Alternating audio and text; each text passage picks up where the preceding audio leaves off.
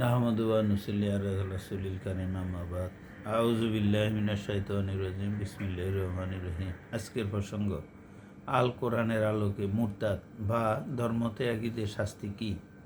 প্রাসঙ্গিক আলোচনা। সূরা ইমরান আয়াত নম্বর ৮৬। ঈমান আনয়নের পর ও রাসূল সাল্লাল্লাহু আলাইহি সাল্লামকে সত্য বলে সাক্ষ্য দান করার পর এবং তাদের নিকট স্পষ্ট নিদর্শন আসার পর যে সম্প্রদায় সত্য প্রত্যাখ্যান করে আল্লাহ তাদেরকে সৎপথ প্রদর্শন করেন না। সূরা ইমরান আয়াত নম্বর ৯০। ঈমান আনয়নের পর যারা ইসলাম প্রত্যাখ্যান করে অর্থাৎ ধর্ম ত্যাগ করে এবং যাদের সত্য প্রত্যাখ্যান প্রবৃত্তি বৃদ্ধি পাইতে থাকে তাদের তওবা কখনো কবুল হবে না, ইহারা পথভ্রষ্ট। উল্লেখিত দুইটি আয়াতে আল্লাহ স্পষ্ট বলেছেন, ঈমান আনার পর যদি কেউ ইসলাম প্রত্যাখ্যান করে অর্থাৎ ধর্ম ত্যাগ করে আল্লাহ তাদেরকে সৎপথে পরিচালিত করেন না এবং তারা পথভ্রষ্ট। ঠিক ইমরানের ৮৭, ৮৮, ৮৯ এই তিনটি আয়াতে আল্লাহ বলেছেন, ইহারা তাহারা যাদের একমাত্র কর্মফল তাদের উপর আল্লাহ ফেরেশতা এবং মানুষ সকলের লানত এবং তারা জাহান্নামে স্থায়ী হবে।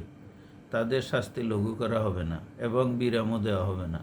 তবে যদি তওবা করে এবং নিজেদেরকে সংশোধন করে নেয় তবে আল্লাহ ক্ষমাশীল ও পরম দয়ালু। উল্লেখিত আয়াতসমূহ থেকে বোঝা যায় ধর্মত্যাগের শাস্তি আল্লাহ পরকালে স্থায়ী জাহান্নামের মাধ্যমে দেবেন, আর দুনিয়াতে ধর্মত্যাগীদের উপর সবার বদদোয়া লানত হতে থাকবে।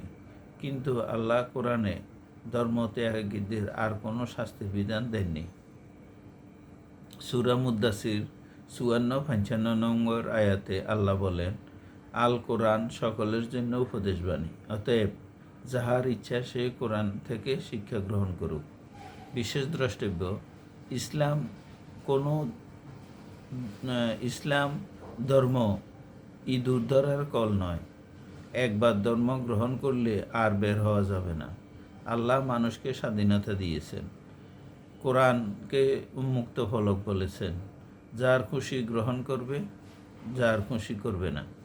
মুরতাদের শাস্তি মৃত্যুদণ্ড, এটি কোরআন বহির্ভূত হাদিস দিয়ে বলে থাকে, যা মহাগ্রন্থ আল কোরআনের সাথে সাংঘর্ষিক। টেক্সট বুক থেকে পরীক্ষায় প্রশ্ন করা হবে, নোট বই থেকে প্রশ্ন আসবে না। সূরা আম্বিয়া আয়াত নম্বর ৪৭। আল্লাহ বলেছেন, আমি হাসরের দিন স্থাপন করিব ন্যায় বিচারের মানদণ্ড, অর্থাৎ কোরআন। আল্লাহ আমাদেরকে বুঝার তৌফিক দান করুন, আমিন।